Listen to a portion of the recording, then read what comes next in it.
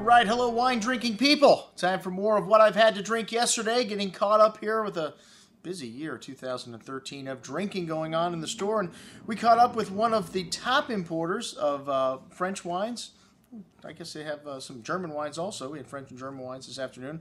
London Shiverick, which David Shiverick was in to see us, and Landon was bought out in 1990. I believe they started this project, this import company, in 1984. A long time ago, but the Wine Watch was still around before that. We started in 1983 here at Progresso Plaza, 901 Progresso Drive. All right, well, this guy used to be a partner of Vire, and I don't know, should I try to pronounce his name? Rijckaert? It's a Vire Clesse, Le Pinet, and this is from the Macon here. And thank God he split with Vire 15 years ago, because Vire is one of the biggest jerks I've ever met in the wine industry from France. All he did, the one tasting we did with him, is make fun of Americans. So I don't know, pop quiz, buddy. Who bailed you guys out in World War II? America, thank you very much. Some people still remember that, and, you know, we do buy a lot of French wine also. And if you're in this country trying to sell French wine, let's just say you might want to be just a little nice to Americans. Well, don't make fun of them in front of their face. Anyways, this wine's fermented and aged in barrel. Nice amount of richness to the bouquet here for a Vire Clesse. Usually these are really light and simple wines. Rich tree fruit, apples, pears, along with some lemon citrus fruit. Bit of a candy note to this wine, some pretty floral nuance. Really rich and well-endowed wine for a Macon. Smooth and creamy texture. Lots of layers in this wine. Minerality, lemon citrus coming through on the finish of that chalky, minerally note you get from the Macon. Very good wine at $31.50. Should be damn expensive Macon, but very good. The next wine is a Chardonnay Arbois, and this is one of the crus in the Jura, Côte d'Azur appellation, which is a bit higher and a bit cooler than Burgundy, but similar soils. They have that marl and clay and a little bit stonier, lots of fossils here, ripe tree fruits coming through on the nose, a slight honey character to the fruit here, really distinct mineral note. This 2010, a very classic vintage for most of France. Really rich on the tongue, ripe apple fruit, a little apricot, and that honey note coming through again on the finish. A lovely creamy texture to this wine as well, a little whetstone-like minerality. An excellent bottle of wine. I like this a little bit better than the Vire Clesse for $28.50 and a little cheaper. We like it when cheaper is better. And then the Domaine David Renaud Irancy. And this is the first time I think I've ever had a wine from this appellation. This is a northern appellation for Pinot Noir near Chablis, St. Brie. And this is, well, I mean, global warming is proof. I mean, you're growing red wine in places that you traditionally did not see a lot of red wine in the past, and actually making pretty good wines. This is organically produced, and this guy is the best producer in this region, which, well, it's a region that's not very well known, so... anyways, very pretty bouquet here. Fresh herbs, flowers, a wild note to that strawberry, black raspberry, and cherry fruit. A strong earthy component to this wine. As you'd imagine, it is French. You do notice the dirt in these wines a lot more, especially in classic vintages like 2010. A bright and fresh style of Pinot, though, with a good amount of that herbal, earthy nuance through the finish. Some dry tannins coming in here, but well balanced. Really nice wine. Very fresh style of Pinot. Very good stuff at 32 1/4. All right, next up, a Chinon from Beatrice and Pascual Lambert. And this is 100% Cabernet Franc. By law, all Chinon is biodynamic, which a lot of people in France are going to biodynamic after being some of the largest users of pesticides in the world. They've decided poison is now bad for you, just like most parts of the world. Biodynamic is an extra step beyond organic, where they use the cycles of the moon and old technology that they've been using for hundreds of years.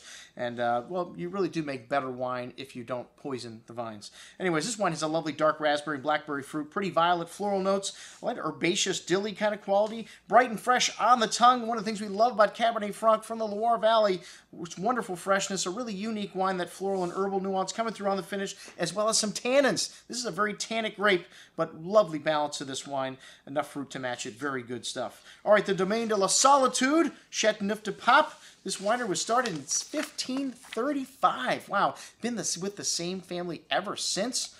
The Landon family owns it today. The Barberini family was the original name, and it's the same vineyard site as La Croix, which you view Telegraph and Rayas in the same part of Chateauneuf de Pape. This wine's a blend of Grenache, Syrah, and Mourvedre, the holy trinity of Rhone varietals. Has a really distinctly silky quality to this wine. Really well-endowed bouquet as well. Fresh berry pie fruit, cherries, plums, currants, fresh flowers and herbs, that garrigue kind of Rhone quality that you get in a little stone-like minerality. Really nice concentration on the palate. Lovely richness, a smooth, creamy texture, lots of juicy fruit, a firm hand of acidity holding things together nicely with a good hand of that garrigue coming through on the finish as well. An excellent bottle of Chateauneuf de Pape at 54 bucks. This 2010 vintage is rocking from the Southern Rhone. 2010 Domaine de la Pertusaine La Nan Violette Grenache Côte de Catalans.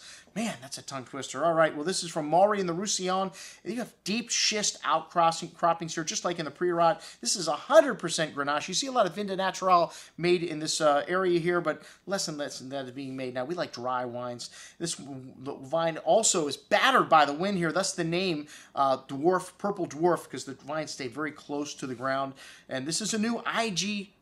If we weren't confused enough at the French labeling system, they've come up with this new system, which is supposed to be consistent throughout Europe now.